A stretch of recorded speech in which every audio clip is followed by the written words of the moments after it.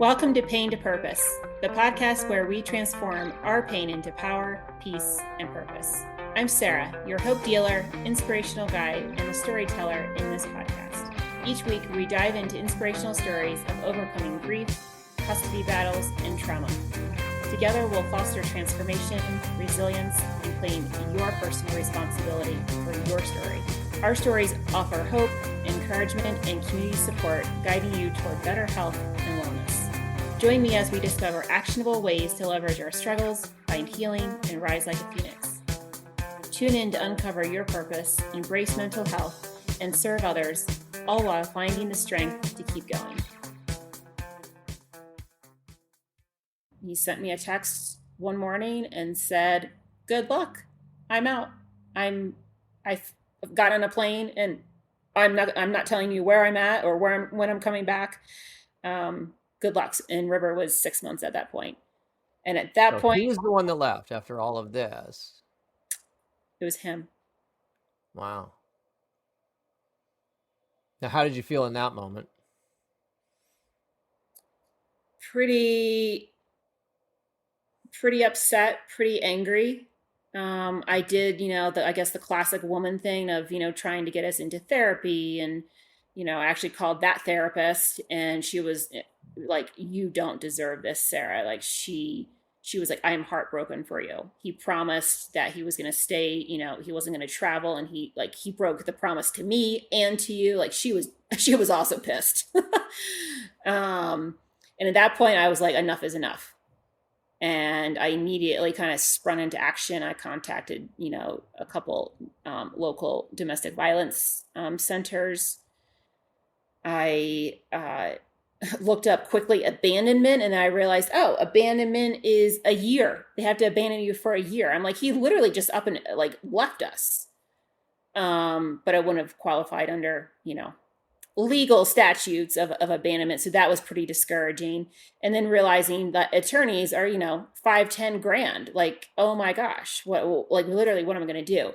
And so between working with was working with two DV centers immediately, the local therapist, we kind of put a plan into action of how to get we didn't know when he was going to return. And just based on his volatile behavior, they're like, "We need to get you to safety." And so contacted another friend. We got me and my baby to safety. I literally left. He had left the only car at home. So got that car and left with some diapers and a few things and left with the clothes on our back and went and got immediately to safety and just was like, oh my gosh, like what is coming next? What am I going to do? And I guess it was 10 days later, he decided to show up. And I wasn't at home, obviously, because I was in like a safe, friend's safe house. And we had a joint counseling appointment that morning. Obviously, River's with me. I drove past our previous home, or the home that we lived in, and I see a locksmith in the driveway. And I literally spun around. We have a foot of snow on the ground. It's like 4 degrees. Spun around, parked in the driveway, River's sleeping. I went through the garage and the locksmith is there. And I was like, "What are you doing? This is my home." And he freaked. He was like, "Oh my gosh, I got in something that I should not have been getting involved in." And keep in mind, we live in a very rural area. People leave keys in their cars. We don't lock our houses. We've never locked our house. And so to change the locks on our house behind my back while we were to be sitting in a joint counseling session, I'm still aghast at that, how somebody could be at that level of this is your child, this is the mother, and you're just gonna literally lock them out.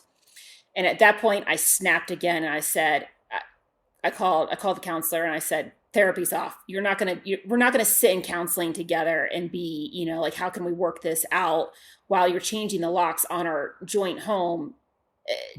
That just doesn't make sense. And so sprung into action once again. The police were called. It was they didn't let my ex near the property during the next, I think 12 hours. Rallied some friends and they moved what we could out of the house that day. And I was like essentially, again, homeless with a baby, um, it with no car in my name. Hmm. That the very next day, he drained what little we had in our joint checking account. So things were pretty dire. I mean, dire is Hmm. probably putting it lightly. Hmm. It was the most one of the most traumatic times I've ever experienced. Literally, like no home, no car, no cash, no money, and a baby. Like it's one thing to take care of yourself when you can kind of, but having an infant in the middle of winter, like a whole different level. And so that all happened within days. Like my life literally just at that. Yeah, I guess my life has burnt to the ashes a couple times. It burnt to the ground at that moment. And there's no place you can go. You have no family or anything. No, thank goodness I have really good connections and friends. And so one couple, I call them the angel parents, they kind of swooped in. They had dealt with a similar situation with their daughter and her ex. So they knew what we were dealing with. They graciously gave me their car, which I still drive to this day. And uh, yeah, there's so much to this story. I'm not sure how we're going to get it all out, but they really stepped in a big way. I mean, anybody looking at me and a 6 month old baby of like, how could you do this? Like that was just, I mean, anybody was going to help at that point because it was just such a just an awful situation. Hmm. And so they got me to safety a couple of times, and they were a huge support in tangible resources. They didn't say, "Oh, we'll pray for you." They Right. actually, gave me cash. They, gave me food. They gave me shelter. Me and my son, Hmm. gave me transportation, and putting a pin in that, like, current day. So many people are like, oh, we'll just pray for you, or how are you doing? And it's like, well, I need tangible things. I need a phone call. I need, food. And so many of us are just so quick to be like, well, we have to vet the situation. Is it true? And Mm. it's like, just believe the person. Like, I don't think a mother's going to make up that, she just lost everything literally overnight. So I guess that's some of the work I do today of really trying to meet people where they are and, not give, just flat answers of, we'll pray for you. That's probably the worst thing you could ever say to a person in crisis, because I was in crisis, major Hmm. crisis. So you've got this kind of hierarchy of needs thing happening, right? So you have some at least temporary, I don't want to really call it stability, but you are in a position where you can survive. You have a roof over your head, you have a little bit of money, you have some transportation from these people that were just, angels to come and support you like that. What was your plan at that point?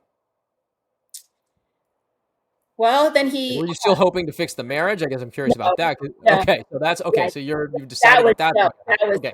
yeah, I mean, yeah, in the midst of like, a few days, yeah, I mean, locked us out of our house, took the car away. Oh, that was the other Mhm. thing, like, draining the joint checking account. Mhm. The car that I was driving was in his name, and Right, he had because everything was in his. You're like you have no legal access to anything, I had right? exactly. Mhm. And uh he had emailed like his attorney, and that was the other thing I had found out a couple months previous. He had been meeting with an attorney behind my back.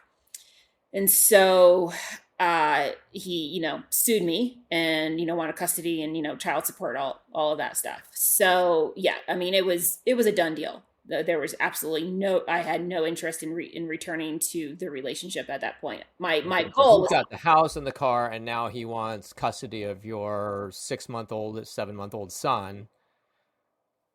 that he literally just ditched.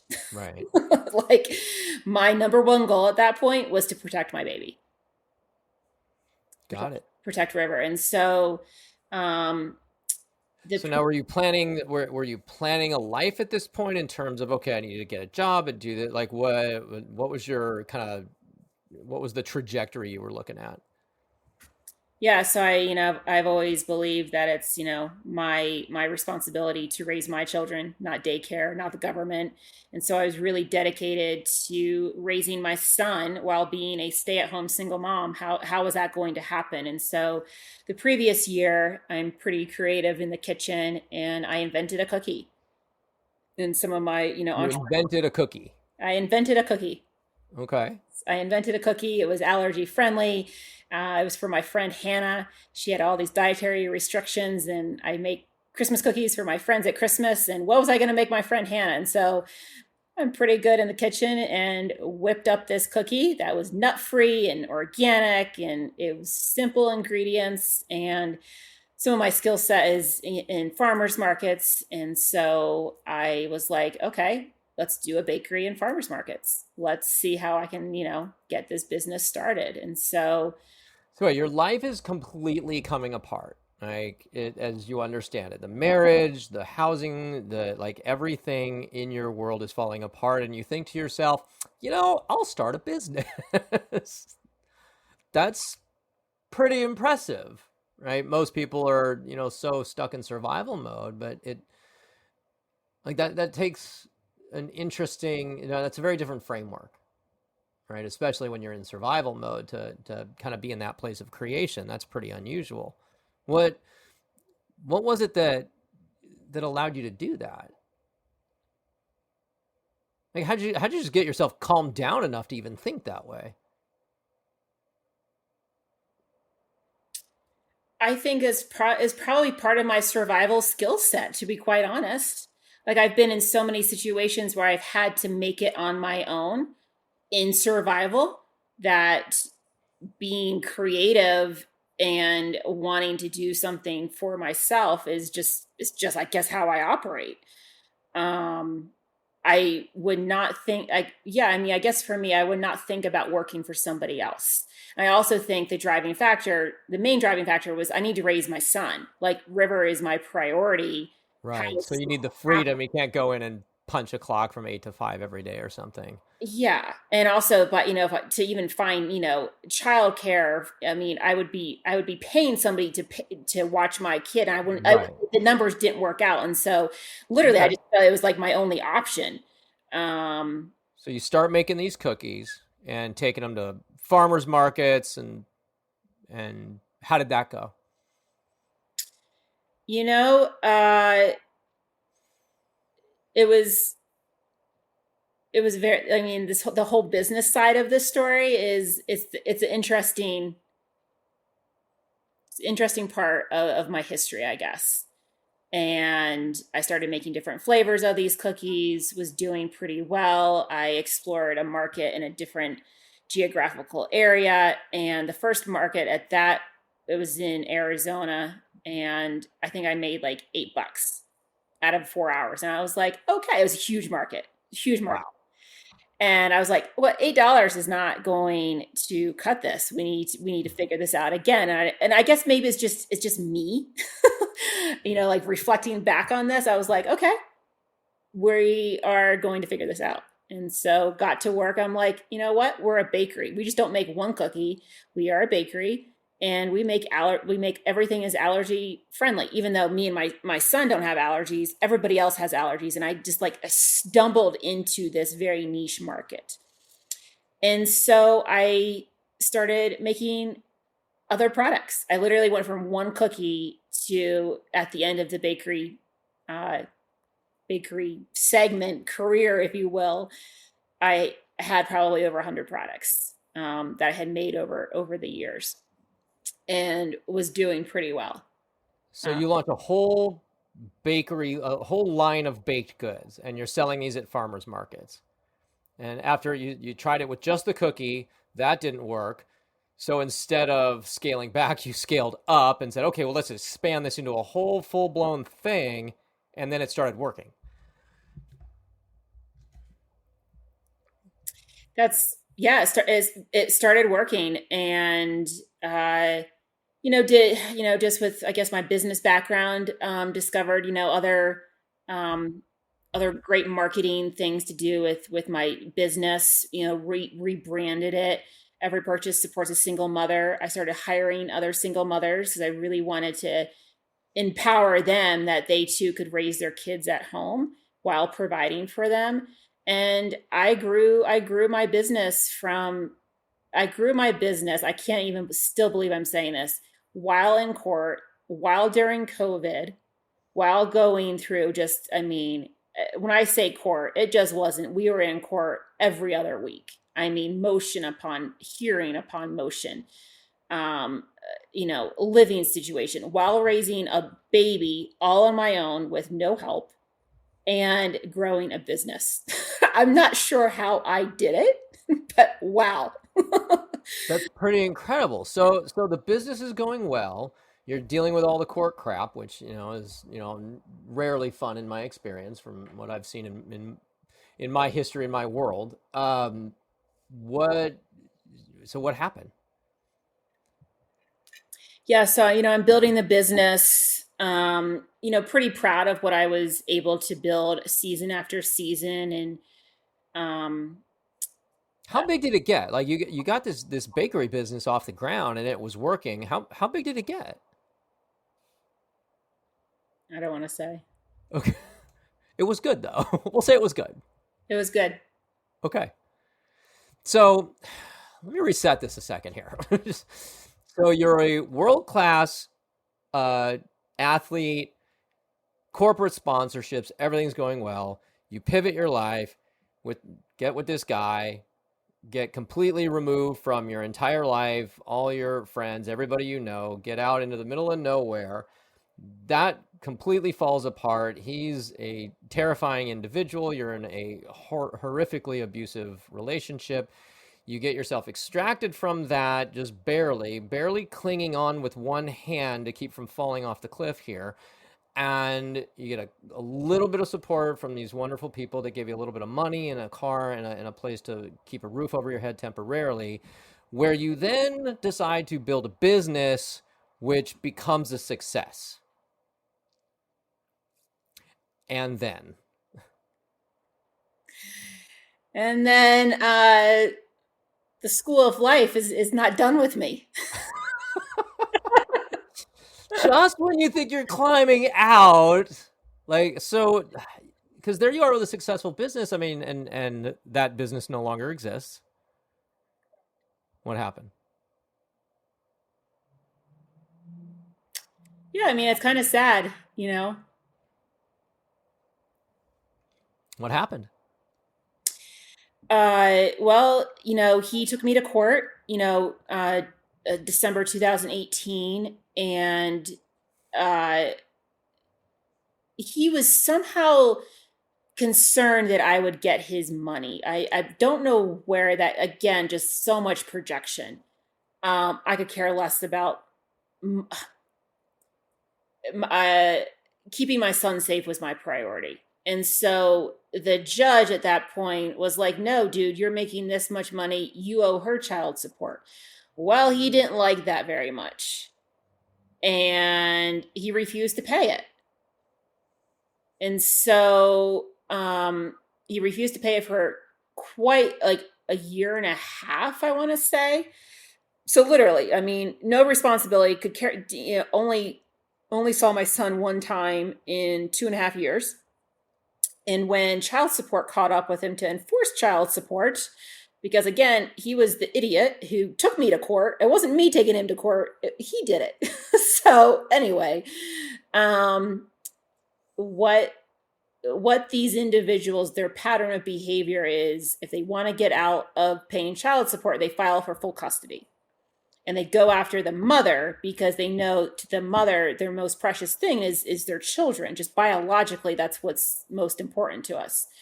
And so that is precisely what he did. We had a final order that he agreed to. That was in October 29th, 2019. We had a final order. It was signed, and just a few days before trial, he knew trial wasn't going to go his way. And so he gave me very minimal child support. And that's like the evidence. If I really wanted child support, I would have gone to trial. If I wanted his money, I would have gone to trial. But he chose to have little child support and little visitation. Fine with me. I wanted to keep my son safe. And so the visitation was about 12 hours over a 4 day span, no more than 3 hours at a time. That was it. And so a few months later, when child support enforcement came after him, he filed for full custody and a whole bunch of other nonsensical court documents. And this is Hmm. also around the time that COVID began. And Okay, so now so we're up into 2020. Okay. So we're in 2020. I'm building my business, uh, dealing with really insane court stuff. Too numerous to even detail in this podcast. This initial pilot episode, that's for sure. And navigating how I'm going to protect my son. I mean, the things that he was trying in court were just class book narcissistic abuse 101. It was maybe even the second course 201. And so we're in court 2020, court 2021.